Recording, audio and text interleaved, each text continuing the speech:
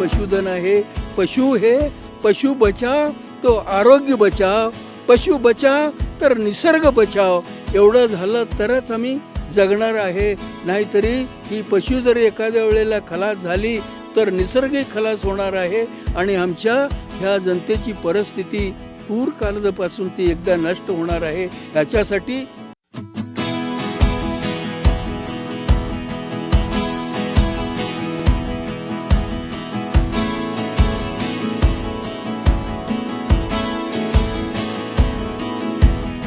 हे समाज कुठून सुरू झालं त्यांचं धनगरांचं एक मत आहे की ते वारलाचं मातीकडून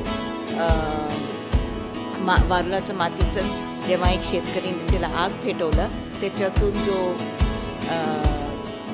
हे बाहेर निघालं, मेंढी ॲक्च्युली निघालं. कारण काय एक मेंढ्या त्याच्यामध्ये ठेवलं होतं, त्याच्यामध्ये त्यांचे स्टोरीज जो आहे ते मांडले आहे इथे.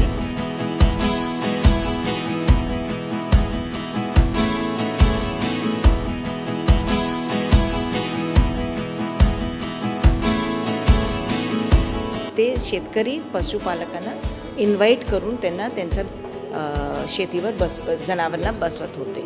हा सिस्टम खूप इम्पॉर्टंट होता इंडियामध्ये. पण हळूहळू जेव्हा रासायनिक खत यायला लागलं हे जरा प्रथा कमी झाले.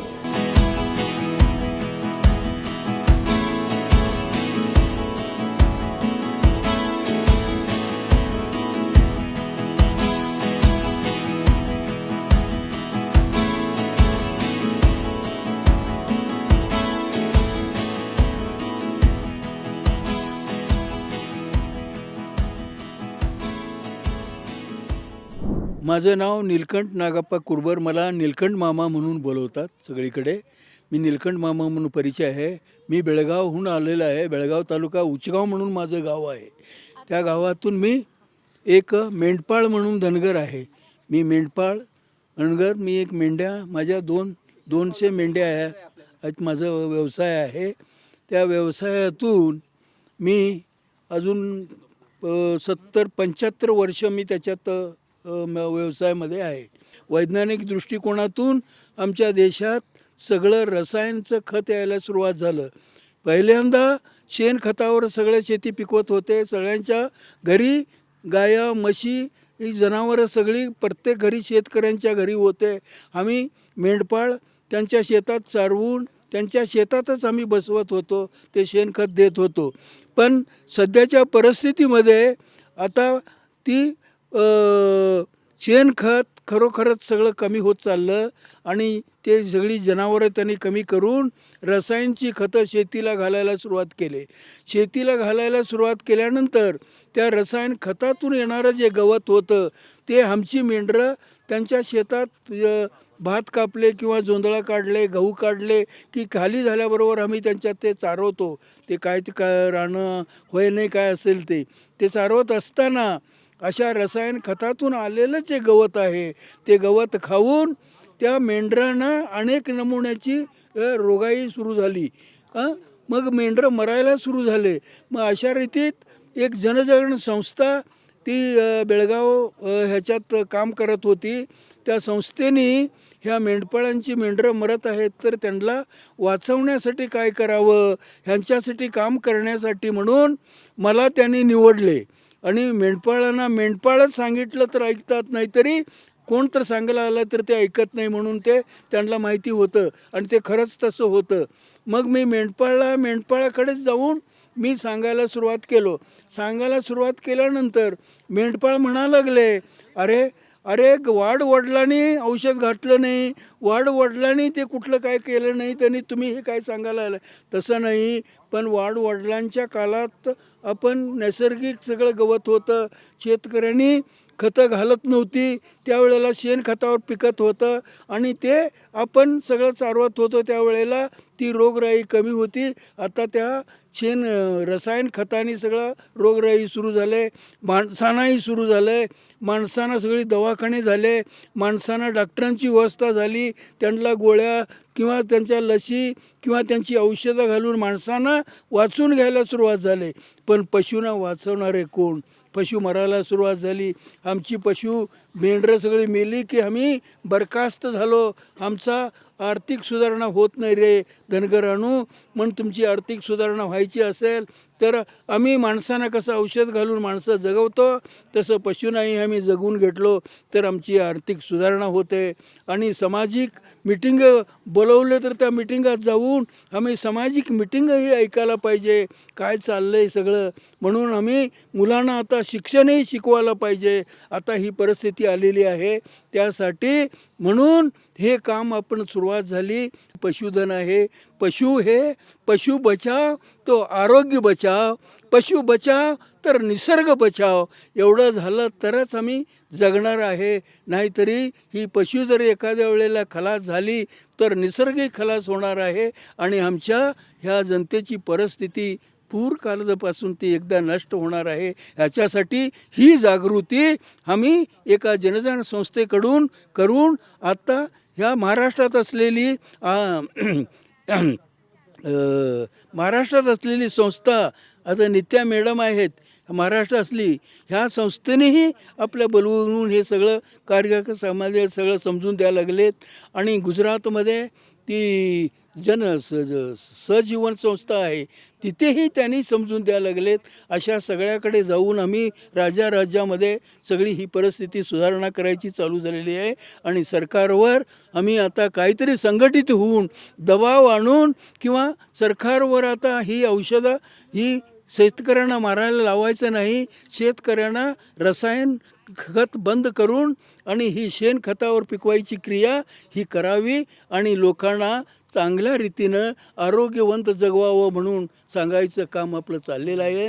आणि हे जर सगळ्यांनी शिकून घेऊन एकदा तयार झाले तर खरोखरच आमच्या देशाची संपत्ती खरोखरच आमची वाढणार आहे आणि चांगलंही होणार आहे. एवढं सांगून माझे 2 शब्द पुरे करतो. जय हिंद. मी डॉक्टर नित्या घोटके, मी जनावरांचा डॉक्टर आहे आणि इथे पुण्यामध्ये एक संस्था अंतराची संचालिका आहे मी.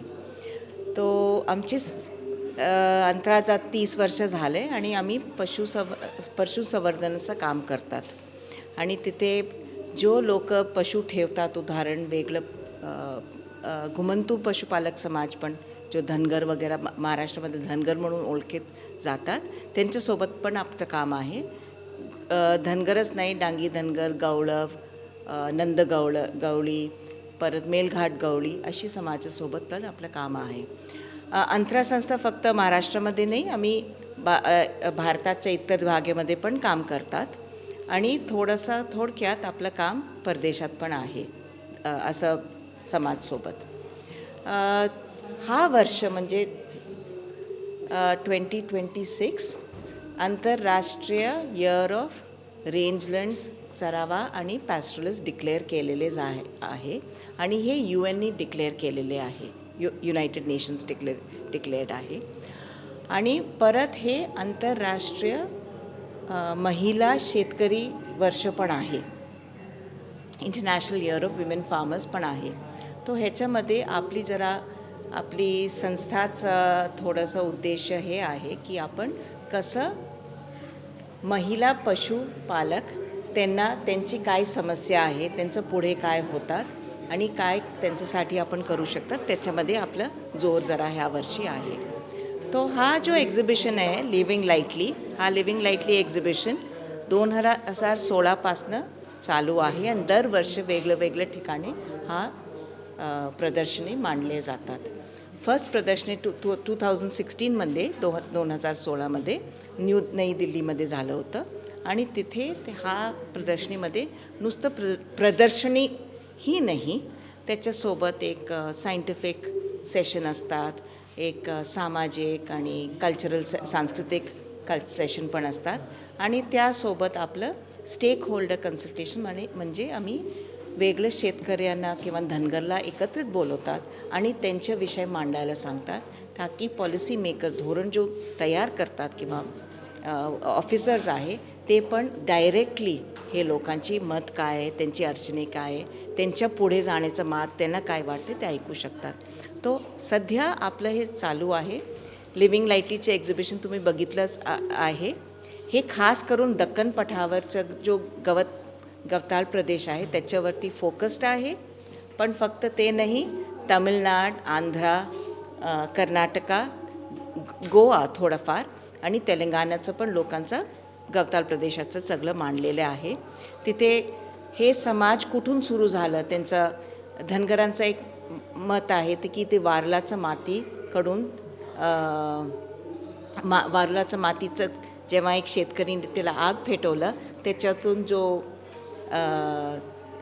हे बाहेर निघालं, मेंढी ॲक्च्युली निघालं. कारण काय, एक मेंढ्या त्याच्यामध्ये ठेवलं होतं, त्याच्यामध्ये त्यांचे स्टोरीज जो आहे ते मांडले आहे इथे. परत आपलं इथे त्यांच्या पुढचं काय आहे ते आपलं, आत्ता ऑर्गॅनिक शेतीबद्दल बरेचसे लोक बोलतात आणि ऑर्गॅनिक शेतीला फार मत दिलेले आहे. ऑर्गॅनिक शेती म्हणजे रासायनिक केमिकल फर्टिलायझर्स आणि रासायनिक पद्धत कमी करण्याची गरज आहे. तो रासायनिक आम्ही कमी केलं तर आपण त्याच्यासाठी काय करू शकतात. आपलं नवीन रिसर्चची गरज नाही आहे. ऑलरेडी खूप पूर्वीपासून आपल्याला माहीत होतं इंडियामध्ये की जनावरं आणि शेती संबंधित जवळ आणलं तर आपलं प्रॉब्लेम सॉल्व झालेले आहे. कधी कधी कसं होतं की शेतकरीकडे एवढं जागा आणि जमीन न होतं की ते स्वतःच जनावरं पाळू शकलं असेल. तो त्यांनी काय केलं, ते एक दुसरी समाजनी स्पेशलाइज केलं की ते जनावरं सांभाळतात, म्हणजे पशुपालक समाज. आणि इथे शेतकरी जो शेती सांभाळत होते आणि ते शेतकरी पशुपालकांना इन्व्हाइट करून त्यांना त्यांच्या शेतीवर जनावरांना बसवत होते. हा सिस्टम खूप इम्पॉर्टंट होता इंडियामध्ये.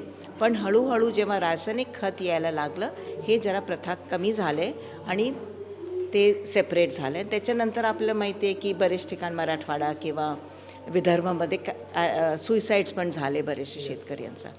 समजा पुढे जायची गरज आहे आणि आपल्याला काय पुढे फ्युचरमध्ये बघायचं आहे ऑर्गॅनिक शेतीसाठी, आपल्याला जनावरांना परत जमीनवरती आणावाच लागणार आणि त्याच्यासाठी हे समाज खूप महत्त्वाचा आहे. हाय नमस्कार, जय मालधारी। मेरा नाम मोहम्मद इसाक वनगुजर है। मैं Vangujjar semi nomadic pastoral community Uttarakhand से हूँ।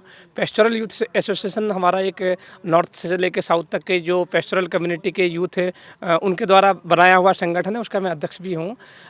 आज हम यहाँ पे जो लिविंग लाइटनिंग का प्रोग्राम यहाँ पे पुणे में आयोजित है, यहाँ पे आए हैं और पेस्टोरल कम्युनिटी जो ऑल ओवर इंडिया का जो है उनके जो इश्यूज हैं, जो मुद्दे हैं, जो उनकी दिनचर्या है, जो IYRP जो international year for resilient and pastoralist 2026 को डिक्लेयर करा हुआ है, इसमें हम पेस्टोरल कम्युनिटी के यूथ प्रतिनिधित्व करते हुए इंडिया स्तर से अपनी कैसे आवाज़ रख सकें, ताकि हमारे जो नीति निर्देशक हैं, जो विभिन्न प्रकार की पॉलिसी हैं पेस्टोरल कम्युनिटी की, उन पॉलिसियों को कैसे और बेहतर तरीके से बनवा पाएँ, और साथ ही साथ जो पेस्टोरल कम्युनिटी के जो इश्यूज हैं उनका प्रतिनिधित्व करते हुए एक जो UN स्तर में जो IYRP में हम लोग अपनी कैसे बात रख पाए, इसके लिए यहाँ पे आए हुए थे। और बहुत बेहतरीन एक प्लेटफॉर्म मिला है हमें लिविंग लाइटनिंग का, और आपके माध्यम से हमारी आवाज़ ज़्यादातर लोगों को जाए और साउथ से लेकर नॉर्थ तक के सारे पेस्टोरल कम्युनिटी के यूथ हमसे जुड़े और एक प्लेटफॉर्म में हो कि पेस्टोरल कम्युनिटी की जो सदियों से हज़ारों साल पुरानी जो परंपरा है, खुले आसमान के नीचे रह के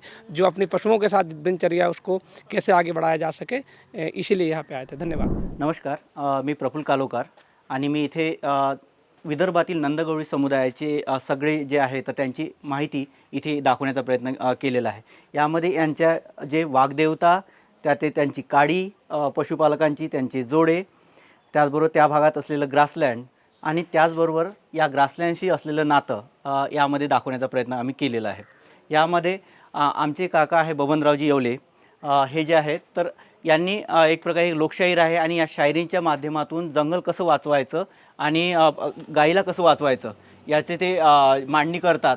यामध्ये दोन रूट दाखवलेले आहे की आमचं जे आहे तर मायग्रेट कसे करतात, तर इकडे पिंपळकुटा आणि आमगाव जंगली या भागामधून कशा प्रकारे उन्हाळ्याच्या दिवसामध्ये चाऱ्या पाण्याच्या शोधासाठी पशुपालक हे भटकतात आणि याची परंपरा हजारो वर्षापासूनची आहे की जे चारा पाण्यासाठी ज्या भागामध्ये पाणी उपलब्ध आहे त्या भागामध्ये ते जातात। तर यामध्ये सगळ्यात महत्त्वाचा भाग आहे तो म्हणजे पिंपळकुटा या गावामध्ये भरणा जो आहे तर महाराष्ट्रामध्ये प्रसिद्ध असं हे आहे स्थळ की ज्याला लोण्याची बाजारपेठ म्हणून ओळखलं जात होतं ते पिंपळगुटा. आणि या पिंपळगुट्याचाच इतिहास जो आहे तो ब्रिटिशांनी बऱ्यापैकी लिहून ठेवलेला आहे की विदर्भाचं डेन्मार्क म्हणून. आणि आजही या भागामध्ये मोठ्या प्रमाणात खवा आणि लोणी मोठ्या प्रमाणात उपलब्ध होतं आणि चांगल्या जे आपण म्हणतो की ऑर्गॅनिक पद्धतीचं दहीदुभतं आहे, खवा आहे, लोणी आहे, ते मिळण्याचं काम जे आहे तर या भागामधून होतं. आणि हेच मांडण्याचा प्रयत्न आम्ही याच्यामधून. दुसरं जे प्रतीक आहे हे जे आहे तर याची आमची आख्यायिका आहे की ज्यावेळेस आमच्याकडे खूप सगळे लोणी असायचं आणि ते लोणी खूप मोठ्या प्रमाणात साठवलं जात होतं, कारण आठवडी बाजार हा पिंपळगुट्याला बुधवारला असायचा आणि तो आठवड्याभराचं लोणी साठवलं जात होतं ते टाक्यांमध्ये. आणि हे छोटंसं बाळ जे आहे म्हशीचं ते त्यामध्ये पडलं आणि ते प्रतीक आहे की एक प्रकारे की ती बाळ त्या लोण्याच्या टाक्यामध्ये म्हणजे इतकं प्रमाणात लोणी इतकं उपलब्ध होतं की त्यामध्ये छोटे हे जे आहे तर ते लोण्यामध्ये फसायचे. तर एवढं मोठ्या प्रमाणात जे आहे तर म्हणूनच याला विदर्भाचं डेन्मार्क म्हणून ओळख मिळालेली होती.